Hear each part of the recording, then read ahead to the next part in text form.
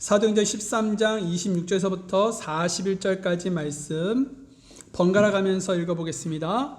사람들아 형제들아 아브라함의 줄기에 속한 자손들아 너희 가운데 하나님을 두려워하는 모든 자들아 그분께서 이 구원의 말씀을 너희에게 보내셨거늘 예루살렘에 거하는 자들과 그들의 치리자들이 그분을 알지 못하고 심지어 안식일마다 있는 배은 자들의 목소리들도 알지 못하였으므로 그분을 경배하여 그 목소리들을 성취하였도다.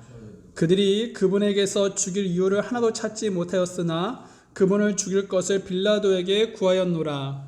그들이 그분에 대하여 기록된 모든 것을 성취하고 나무에서 그분을 내려다가 돌무덤에 두었으나 하나님께서 그분을 죽은 자들부터 살리셨으므로 그분께서 그분과 함께 갈릴리로부터 예루살렘에 올라간 자들에게 여러 날 보이셨는데 그들이 백성에게 그분의 증인이 되었느니라.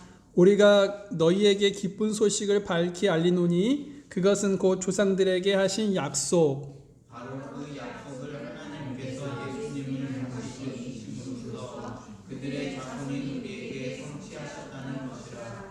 그것은 또 시편 둘째 편에 기록된 바 너는 내 아들이라 이날 내가 너를 낳았도다 함과 같도다. 또 그분께서 그분을 죽은 자들부터 살리시고 이제 다시 썩음으로 되돌아가지 아니하게 하실 것에 관하여는 이같이 이르시되 내가 다윗에게 허락한 확실한 국류를 너희에게 베풀리라 하셨느니라. 그러므로 또한 다른 시편에서 이르되 주께서 주의 거룩한 자가 썩음을 보지 아니하게 하시리이다. 이는 다윗은 하나님의 뜻에 따라 자기 세대를 섬기다가 잠들고 묻혀서 자기 조상들에게 이르러 썩음을 보았으나 하나님께서 다시 일으키신 그분은 결코 썩음을 보지 아니하셨기 때문이라. 그러므로 사람들아 형제들아 너희가 알 것은 곧 이 사람을 통해 죄들의 용서가 너희에게 선포되었다는 것과 또 내 이름으로는 너희가 얻게 되지 못하던 모든 일에서도 믿는 모든 자가 그분으로 말미암아 얻게 되었다는 것이라. 그런즉 너희는 대언자들의 글에서 말씀하신 것이 너희에게 닥치지 아니하도록 주의하라. 불시하는 자들아 너희는 이상히 여기고 멸망하라. 내가 너희의 날들에 한 일을 행하리니 사람이 너희에게 그것을 밝히 말하여도 너희가 결코 그 일을 믿지 아니하리라 하셨느니라. 아멘. 바울과 그의 전도팀은요 비시디아 안디옥에 도착해서 제일 먼저 회당에 들어갔다라고 말씀을 드렸었지요.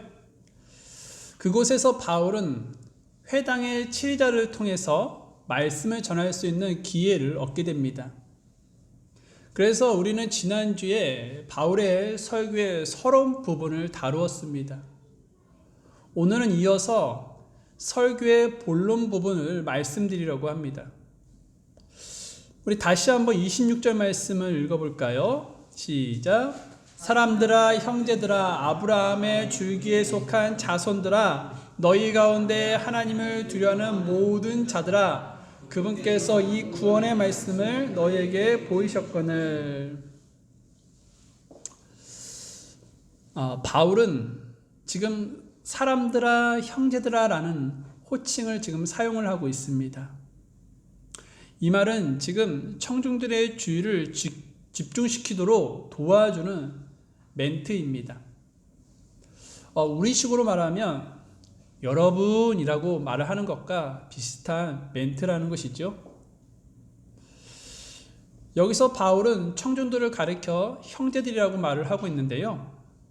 여기서 형제들이라고 하는 것은 예수님을 믿고 주 안에서 형제들을 말을 하는 것이 아니라 자기 동족인 그런 형제들을 말을 하는 것입니다. 이어서 바울은 자기 동족들에게 아브라함의 줄기에 속한 자손들아라고 말하고 있습니다. 이것은 지난주에 바울이 설교를 시작했을 때 자기 동족에게 뭐라고 말했었냐면 이스라엘 사람들이라고 불렀던 것과 유사한 호칭이라는 것이죠. 그러면 왜 바울은 그들을 이스라엘 사람들에서 아브라함의 줄기에 속한 자손들이라고 호칭이 이렇게 바뀌었을까요? 그것은 바로 그들로 하여금 그들의 조상 아브라함에게 주어진 영존하는 언약을 상기시키기 위해서라는 것입니다. 그러면 아브라함에게 주어진 영존하는 언약은 무엇이었습니까? 우리가 이것을 알기 위해서는 창세기 17장 말씀을 잠깐 살펴봐야 할 것입니다. 창세기 17장 6절에서부터 8절까지 말씀인데요. 창세기 17장 6절에서부터 8절까지 말씀입니다. 여러분, 우리가 이 말씀을 읽기 전에 잠깐 창세기 17장의 그런 배경을 제가 설명을 드리면, 여러분 그 1절을 보니까 아브라함이 99세라고 말씀하고 있죠. 즉 아브라함이 지금 75세 때 하나님의 약속을 받고 떠나는 지 24년째 되던 해라는 것을 말씀하고 있는 것입니다. 다시 말하면 이삭이 태어나기 1년 전이라는 것이죠. 하나님은 지금 본장을 통해서 아브라함이라는 새 이름을 주시면서 24년 전에 아브라함에게 주어진 그런 언약을 다시 한번 확인시켜주고 있습니다. 자, 이러한 배경을 우리가 생각하시면서 6절을 제가 한번 읽어드리면, 내가 너를 심히 다산하게 하며 너로부터 민족들을 만들고 또 너에게서 왕들이 나오게 하리라 라고 말씀하고 있습니다. 하나님은 아브라함의 씨를 통해서 다산하게 하여 많은 민족들을 만들어 주시겠다라고 약속하셨죠. 더불어 많은 왕들이 그의 후손 중에서 태어날 것을 약속하셨습니다. 그러면서 7절을 보면 이 언약이 일시적인 언약이 아닌 영존하는 언약으로 삼을 것을 말씀하셨다는 것인데요. 7절을 우리 함께 읽어보겠습니다. 시작. 내가 내 언약을 나와 너와 내 뒤를 이을 내 씨 사이에 대대로 세워 영존하는 언약으로 삼고 너와 내 뒤를 이을 내 씨의 하나님이 되리라. 하나님은 이 언약을 영존하는 언약으로 삼겠다라고 말씀하셨습니다. 그러면서 하나님은 아브라함과 그의 후손에게 가나안 땅을 주시겠다라고도 약속을 하셨죠. 8절 말씀을 한번 읽어보겠습니다. 8절 시작. 내가 너와 내 뒤를 이을 내 씨에게 내가 나그네로 거하는 땅 곧 가나안 온 땅을 주어 영존하는 소유가 되게 하고 나는 그들의 하나님이 되리라. 여기서 가나안 온 땅을 상징하는 것은 무엇이냐? 천국을 말합니다. 즉 하나님의 왕국인 새하늘과 새 땅을 말을 하는 것이죠. 하나님은 새하늘과 새 땅을 아브라함의 자손들, 즉 예수님을 믿는 이들에게 영존하는 소유가 되게 하시겠다라고 약속하셨습니다. 그래서 하나님은 약속의 씨로 이 땅에 누굴 보내주셨냐면 구원의 말씀인 예수님을 보내주셨습니다. 오늘 바울은 그것을 설교 시간에 자기 동족 이스라엘 사람들과 하나님을 두려워하는 자들, 즉 유대교로 개종한 그 이방인을 향해서 말씀하고 있습니다. 그래서 본문으로 여러분 돌아가시면 본문 26절에 하반부를 다시 한번 보십시오. 그렇다면 그 말씀에서 무슨 말씀이 기록이 되어 있냐면 그분께서 이 구원의 말씀을 너희에게 보내셨거늘이라고 말씀하고 있습니다. 하나님은 실제로 구원의 말씀인 예수님을 이 땅에 보내주셨죠. 뿐만 아니라 그들을 하나님께서는 불쌍히 여기셔서 수많은 구약의 대언자들을 통해서 예수님을 이 땅에 보내주시겠다라고 계시해 주셨습니다. 또한 유대인들이 존경하는 그 침례자 요한이 예수님을 가리켜서 세상 죄를 제거하시는 하나님의 어린 양을 보라라고 하면서 예수님께서 메시아이심을 증언을 하게 되죠. 그러나 유대인들과 유대인 치리자들은 예수님을 알아봤습니까? 알아보지 못했습니까? 알아보지 못했다는 것입니다. 심지어 안식일마다 대언자들의 글을 읽었는데도 불구하고 육신을 입고 이 땅에 오신 그 예수님을 외면했습니다. 우리가 본문 27절 말씀을 읽어보겠습니다. 시작. 예루살렘에 거하는 자들과 그들의 치리자들이 그분을 알지 못하고 심지어 안식일마다 있는 대언자들의 목소리들도 알지 못하였으므로 그분을 정죄하여 그 목소리들을 성취하였도다. 유대인들은 안식일마다 회당에 모여 모세의 율법과 대언자들의 글, 즉 성경을 읽었지만 말씀이신 그 예수님을 알아보지 못하고 예수님을 정죄하여 십자가에 못 박혀 죽여달라고 로마 총독 빌라도에게 요구하게 되죠. 28절 말씀입니다. 시작. 그들이 그분에게서 죽일 이유를 하나도 찾지 못하였으나 그분을 죽일 것을 빌라도에게 구하였노라. 유대인들은 예수님에게서 죽일 이유를 하나도 찾지 못했습니다. 왜냐하면 예수님에게는 죄가 없기 때문이라는 것이죠. 요한일서 3장 5절 말씀을 보게 되니까 그분께서 우리의 죄들을 제거하려고 나타나신 것을 너희가 알거니와 그분 안에는 죄가 없느니라 라고 말씀하고 있습니다. 여러분, 이 말씀처럼 예수님은 죄가 없으신 분이십니다. 그러나 유대인들은 예수님을 죽일 것을 빌라도에게 구하게 되죠. 그러면 왜 그들은 성경을 읽었지만 죄가 없으신 예수님을 알아보지 못하고 그분을 십자가에 넘겨주었던 것일까요?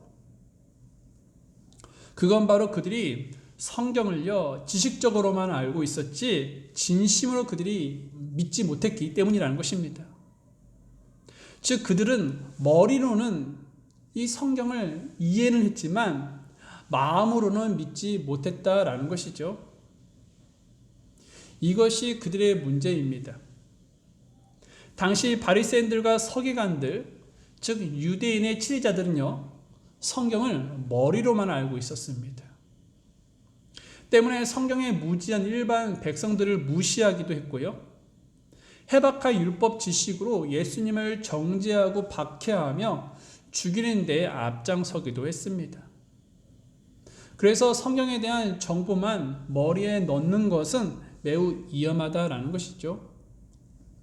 그렇다고 해서 성경을요 머리로 아는 것이 필요하지 않다고 말씀드리는 것은 아닙니다. 왜냐하면 성경을 아는 지식이 많으면 많을수록 믿음도 자라기 때문이라는 것이죠. 그래서 베드로는요 그 베드로후서 3장 18절 말씀에서 오직 은혜 안에서 자라고 우리 주 곧 구원자 예수 그리스도를 아는 것에서 자라라라고 말씀하고 있습니다.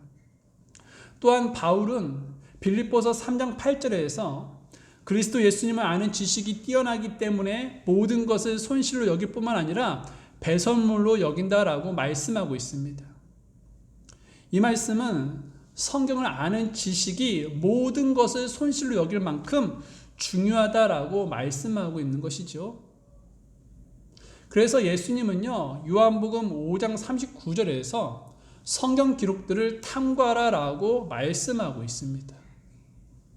하지만 우리가 기억해야 할 것은 성경을 머리로만 아는데 그쳐서는 안 된다는 것이죠. 왜냐하면 머리로만 아는데 그치면 참 믿음이 될 수가 없기 때문이라는 것입니다. 그것은 그저 지식일 뿐이라는 것이죠. 고린도전서 8장 1절 말씀에 지식은 우쭐대게 한다라고 말씀하고 있습니다. 즉 교만해진다는 것이죠. 그래서 스스로 자신의 지식을 자랑하는 그 바리새인과 같이 교만해져서요 결국 남을 비판하고 또 정죄하며 사람들과 다툼이 끊이지 않게 된다는 것입니다. 또한 사람들과 만나면요 갈등만 생기게 된다는 것이죠. 또 문제만 생기게 된다는 것이죠. 그러므로 여러분 성경을 머리로만 아는데 그쳐서는 안 된다는 것입니다. 마음으로 믿어야 한다는 것이죠. 마음으로 여러분 믿을 때요 그 말씀이 나의 말씀이 되는 것입니다. 그러므로 우리가 배운 진리의 말씀을 머리로만 아는데 그치지 말고 마음으로 받아들여 모든 삶의 영역에서 예수님의 성품과 인격이 흘러나오는 성숙한 그리스도인이 되기를 바랍니다. 유대인 치리자들은요, 예수님을 사형에 처할 것을 빌라도에게 요구했지만 빌라도는 자신이 보기에 예수님은 죄가 없다라며 풀어주라고 했었습니다. 그러자 그들은 백성들을 선동하게 되죠. 만약 예수님을 놓아주면 로마 황제 카이사르의 친구가 아니다. 예수님을 놓아주면 너는 카이사르의 대적자다라고 말을 하게 됩니다. 그런 압박을 이 유대인 치리자들은 빌라도에게 가하게 되죠. 빌라도는 어쩔 수 없이 예수님을 십자가에 못 박도록 그들에게 넘겨주었습니다. 그런데 여러분, 사실 이러한 일들은요, 사람이 악한 일을 꾸면서 예수님을 죽인 것처럼 보이지만 놀랍게도 이러한 일들은요, 이미 오래 전부터 하나님께서 대언자를 통해 계시해 주신 말씀이 이루어진 것이라는 것입니다. 그 계시된 대언의 말씀 중에서 이사야 53장 말씀을 보면 이런 말씀이 기록되어 있는데요. 제가 읽어드리면, 그러나 그는 우리의 범법들로 인해 부상을 당하고 우리의 불법들로 인해 상하였노라. 그가 징벌을 받음으로 우리가 화평을 누리고 그가 채찍에 맞음으로 우리가 고침을 받았도다. 우리는 다 양 같아서 길을 잃고 각각 자기 길로 갔거늘 주께서는 우리 모두의 불법을 그에게 담당시키셨도다. 그는 학대를 당하고 고난을 당하였어도 자기 입을 열지 아니하였으며 도살장으로 향하는 어린 양같이 끌려가며 털 깎는 자 앞에서 잠잠한 양같이 자기 입을 열지 아니하는도다라고 말씀하고 있습니다. 예수님은 이 대언의 말씀처럼 로마 군병들에게 채찍에 맞으셨지요. 또 도살장에 끌려가는 어린 양처럼 십자가를 지고 갈보리로 가게 되죠. 그리고 여러분, 예수님은 십자가에 못 박히셔서 죽게 됩니다. 이와 같이 이사야 대언자를 통해 주신 그 대언의 말씀이 예수님을 통해서 그대로 성취가 되었다는 것입니다. 그래서 바울은 예수님께서 기록된 성경 말씀대로 모든 것을 성취하셨다라고 이야기하고 있는 것이죠. 그 말씀이 29절에 적혀 있는데요. 본문 29절 말씀 한번 보십시오. 시작. 그들이 그분에 대하여 기록된 모든 것을 성취하고 나무에서 그분을 내려다가 돌무덤에 두었으나. 예수님은 기록된 말씀대로 십자가에서 죽으시고 돌무덤에 안치되었습니다. 죽음과 무덤이라는 것은 무엇일까요? 바로 인생이 끝났다는 의미이지요. 그렇다면 여러분, 십자가에서 죽음을 당하시고 무덤에 안치되신 예수님은 다 끝난 것일까요? 아니라는 것이죠. 바울은 30절 말씀에서 하나님께서 예수님을 죽은 자들부터 살리셨다라고 말씀하고 있습니다. 우리 30절 말씀 한번 볼까요? 시작. 하나님께서 그분을 죽은 자들로부터 살리셨으므로. 하나님은 예수님을 죽은 자들로부터 살리셨습니다. 예수님은 부활하셨다는 것이죠. 복음을 전하다 보면 예수님께서 죽으신 것은 믿는데 부활은 믿지 못하는 분들이 계십니다. 죽은 자가 어찌 살아나냐는 것이죠. 이것은 상식에 맞지 않고 과학적으로 있을 수 없는 얘기라며 믿을 수가 없다고 하십니다. 그러나 여러분, 예수님은 다시 살아나셨습니다. 예수님은 다시 살아나셔서 여러 날 동안 사람들에게 보이셨다라는 것이죠. 바울은 그것을 31절에서 말씀하고 있습니다. 31절 말씀 읽어보겠습니다. 시작. 그분께서 그분과 함께 갈릴리로부터 예루살렘에 올라간 자들에게 여러 날 보이셨는데 그들이 백성에게 그분의 증인이 되었느니라. 예수님은 죽으셨다가 살아나셨죠? 그래서 먼저 누구를 만나 주셨냐? 막달라 마리아를 만나 주셨다라는 것입니다. 그리고 엠마오로 가는 두 사람을 만나 주시고 그리고 그 다음에 제자들을 만나 주셨습니다. 예수님의 제자들 중에 도마는요, 처음에 예수님이 부활하신 것을 보지 못했었는데, 그래서 이 도마는 처음에는 예수님께서 부활하셨다는 사실을 믿지 못했습니다. 그러나 하나님은 이 도마를 불쌍히 여기셔서 도마에게도 자신의 부활하신 몸을 보여주셨죠. 그래서 이 살아나신 예수님을 보고 이 도마가 예수님을 향해 뭐라고 고백했습니까? 나의 주, 나의 하나님이시다라고 고백을 하게 되지 않습니까? 또 예수님은 도마뿐만 아니라 예수님의 그런 제자들 중에 500여 명 형제들에게도 예수님 자신을 보여주셨습니다. 그런 보이심, 부활하셔서 예수님은 자신을 부활했다는 것을 예수님은 며칠 동안 보여주셨냐? 40일 동안 보여주셨다는 것이죠. 그리고 예수님은 하늘로 승천하시게 됩니다. 그래서 예수님의 부활을 목격한 사람들이 그분의 증인이 되었다라고 바울은 증거하고 있는 것이죠. 그러면서 바울은 그들뿐만 아니라 자기와 바나바도 예수님의 부활의 기쁜 소식을 밝히 알린다라고 말을 하고 있습니다. 그러면서 다음과 같이 시편 말씀을 인용하며 예수님의 부활을 증거하고 있습니다. 32절에서부터 33절까지 말씀인데요. 같이 읽어볼까요? 시작.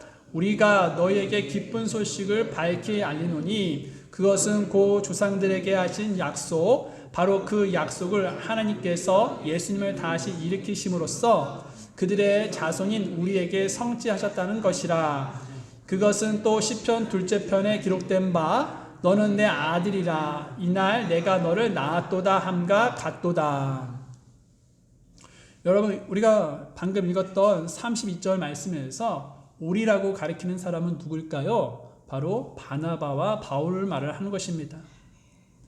지금 바울과 바나바는 해당에 앉아있는 그런 유대인들과 유대교로 개종한 그런 이방들에게 기쁜 소식을 알린다라고 말을 하고 있는 것이죠. 그러면서 그 기쁜 소식이 무엇이냐? 조상들에게 하신 약속이다라고 말을 하고 있습니다. 그러면서 그 약속이 33절에서 시편 둘째 편에 기록되어 있다. 그런데 그것이 무엇이냐? 너는 내 아들이라. 이날 내가 너를 낳았도다라는 약속이다라는 것을 바울은 말을 하고 있습니다. 즉 하나님께서 사람을 구원하시기에 하나님의 아들을 보내셨다라는 약속의 말씀이라는 것이죠. 그러면서 그 약속은 어떻게 성취가 되었냐면 하나님의 아들이신 예수님께서 사람의 몸을 입고 이 땅에 오셔서 십자가에서 죽으셨다가 다시 일으켜지심으로 성취가 되었다라고 말을 하고 있습니다. 또 바울은 34절에서 이사야 말씀을 인용하면서 하나님께서 다윗에게 허락한 확실한 국류를 너희에게 베풀었다라고 말씀하고 있습니다. 그렇기 때문에 하나님은 예수님을 죽은 자들부터 살리시고 썩음으로 되돌아가지 아니하게 하실 것이라고 약속하셨다는 것을 말을 하고 있습니다. 34절 말씀 보겠습니다. 시작. 또 그분께서 그분을 죽은 자들로부터 살리시고 이제 다시 썩음으로 되돌아가지 아니하게 하실 것에 관하여는 이같이 이르시되 내가 다윗에게 허락한 확실한 국류를 너희에게 베풀리라 하셨느니라. 여기에서 내가 다윗에게 허락한 확실한 국류를 너에게 베풀리라라는 이사야 말씀은요, 무슨 뜻일까요? 그것은 하나님께서 다윗에게 그의 왕국의 왕자를 영원토록 굳게 세우시겠다라고 약속하신 적이 있었는데 그 언약으로 영적 이스라엘 왕국, 즉 새하늘과 새 땅이 예수님의 부활로 이루어질 것이라는 뜻이 있다는 것이죠. 그러면서 35절 말씀을 보게 되니까 바울은 또 다른 시편을 인용하면서 예수님의 부활을 또다시 증거하고 있는데요. 여기서 또 다른 시편은 앞서 인용한 시편을 말씀하고 있는 것이 아니라 시편 16편 10절을 말씀하고 있습니다. 35절 말씀 읽겠습니다. 시작. 그러므로 그가 또한 다른 시편에서 이르되 주께서 주의 거룩한 자가 썩음을 보지 아니하게 하시리라 하시나니. 여기서 주의 거룩한 자는 다윗이 아니라 누구일까요? 예수님이십니다.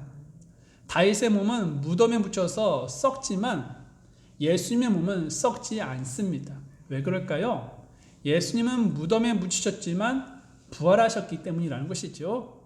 그래서 바울은 36절에서부터 37절 말씀을 보게 되니까 이는 다윗은 하나님의 뜻에 따라 자기 세대를 섬기다가 잠들고 묻혀서 자기 조상들에게 이르러 썩음을 보았으나 하나님께서 다시 일으키신 그분은 결코 썩음을 보지 아니하셨기 때문이니라 라고 말씀하고 있는 것이죠. 바울은 다윗과 예수님을 이와 같이 대조하면서 그들 사이의 큰 차이를 설명하고 있는데요.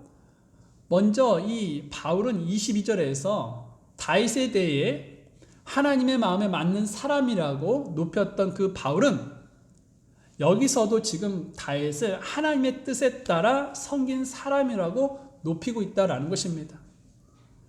그러나 그러한 다윗도 결국에는 죽어서 그의 조상들과 함께 묻혀 썩음을 당했다라고 말을 하고 있는 것이죠. 반면에 예수님은 부활하여 썩지 않았다라고 강조하고 있습니다. 그러면 바울은 왜 구약 성경을 여러 차례 인용하면서 예수님의 부활을 강조하고 있었을까요? 그건 바로 예수님께서 보통 인간 중에 한 명이 아니라 우리를 구원해 주러 오신 메시아라는 사실을 증명하기 위해서라는 것입니다. 그렇습니다, 여러분. 예수님은 죄인인 우리를 위해 구원하러 오신 메시아이십니다. 사실 우리는 죄 문제를 해결하지 못하는 연약한 자들이었죠.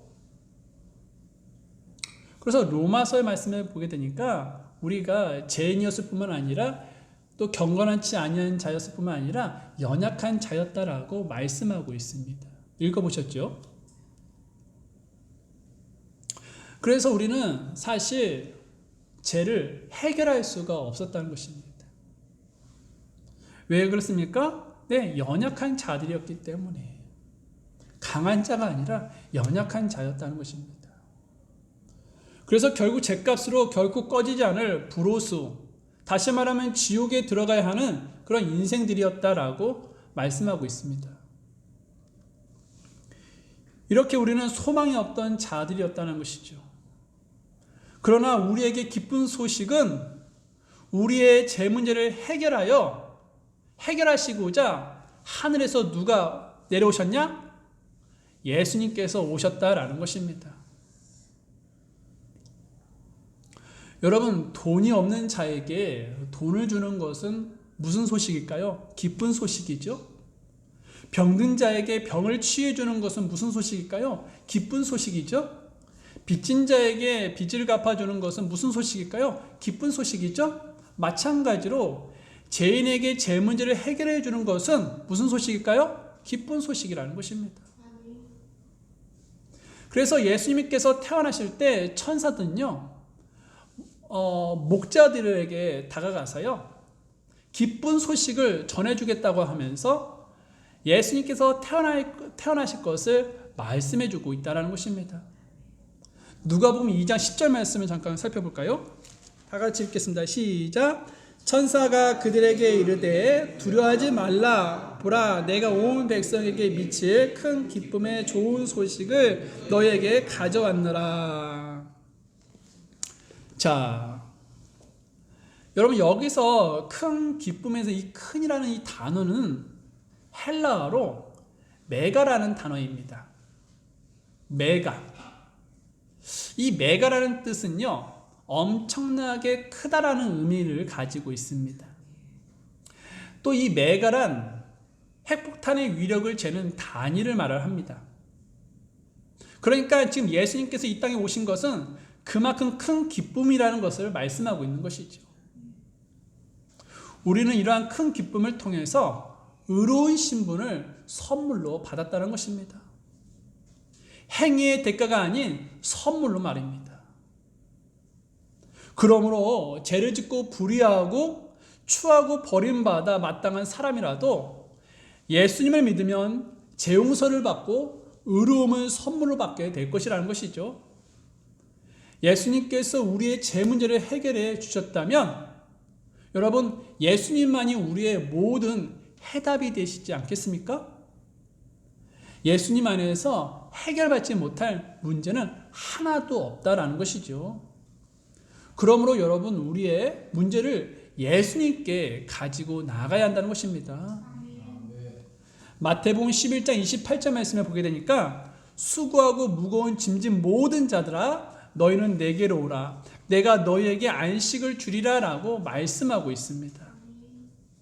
그러므로 우리의 수고하고 무거운 모든 짐들, 즉 직장의 문제, 가정의 문제, 건강의 문제 등 이런 모든 문제를 예수님께 가지고 나아가 주님이 주시는 그런 안식과 평안을 얻을 수 있기를 바랍니다.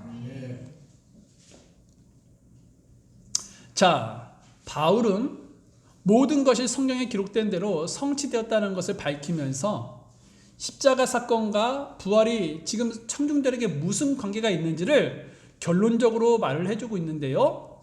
본문으로 돌아가셔서 38절에서부터 39절 말씀을 한번 보십시오.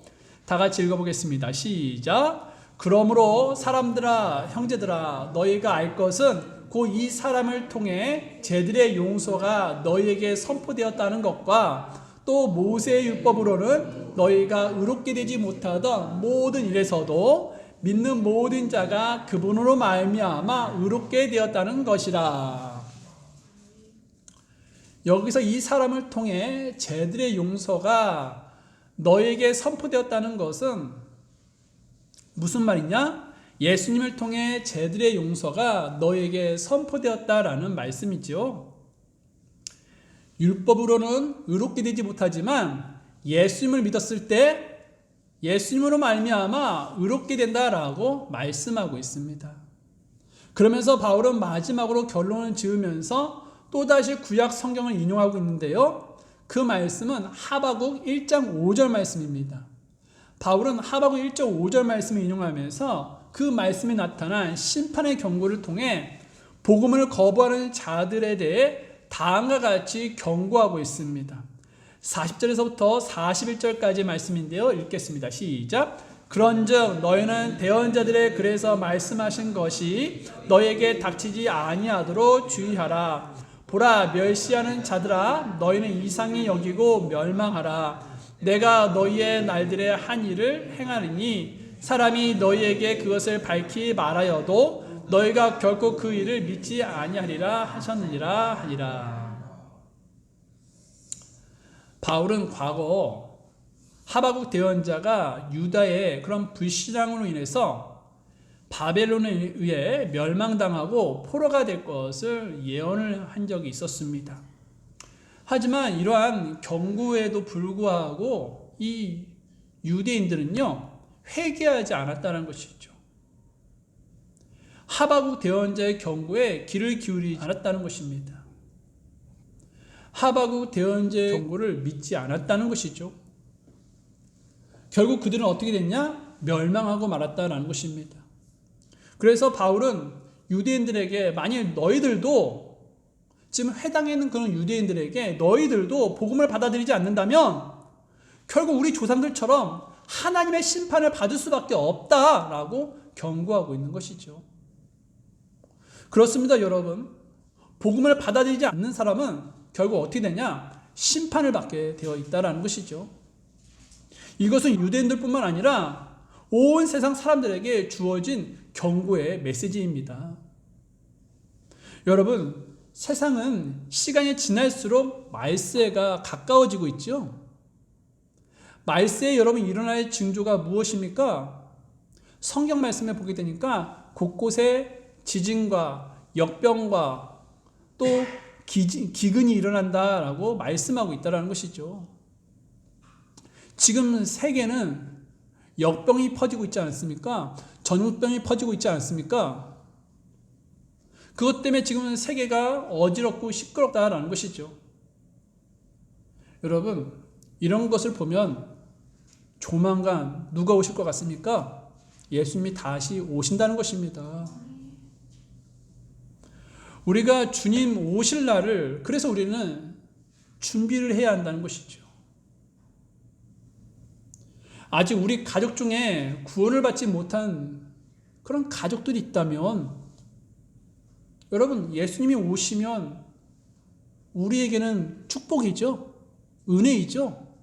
그러나 예수님 믿지 않는 우리 가족들에게는 그것이 바로 무엇이 되겠습니까? 저주라는 것입니다. 심판이라는 것입니다. 그래서 여러분, 우리가 지금보다 더 열심히, 물론 여러분 지금도 열심히 여러분들 가족들에게, 지인들에게, 동료들에게 복음을 전하고 있지만, 여러분 지금보다 더 열심히 예수님을 전해야 한다는 것입니다.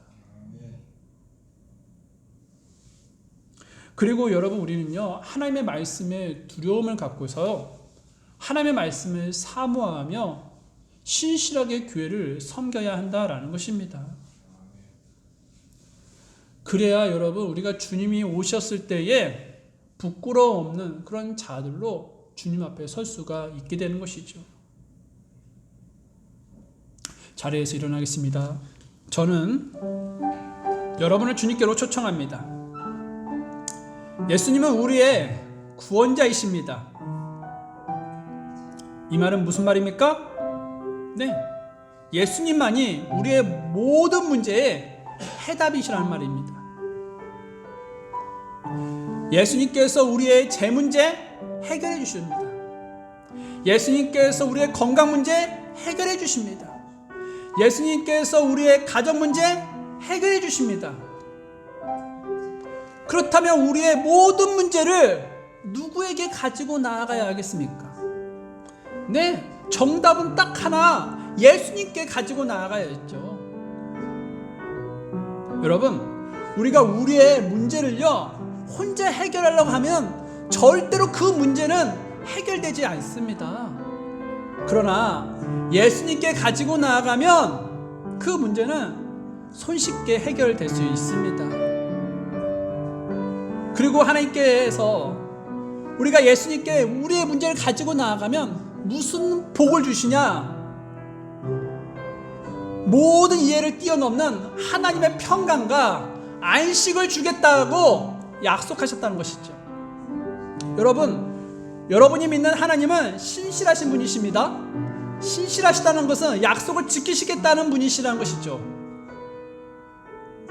우리 하나님은 단 한 번도 하나님의 말씀에서 나오신 그 약속을 어기신 분이 아니십니다. 100% 하나님께서 말씀하신 그 약속을 다 성취하시고 이루셨다는 것이죠. 그렇다면 하나님께서 우리가 하나님 앞에 문제를 가지고 나아갈 때 모든 예를 뛰어넘는 하나님의 평강과 안식을 주시겠다는 그 약속도 우리에게 주시는 줄 믿는다는 것이죠. 그러므로 이 시간에 우리의 문제를 가지고 주님께 나아가는 시간을 갖도록 하겠습니다. 기도하겠습니다.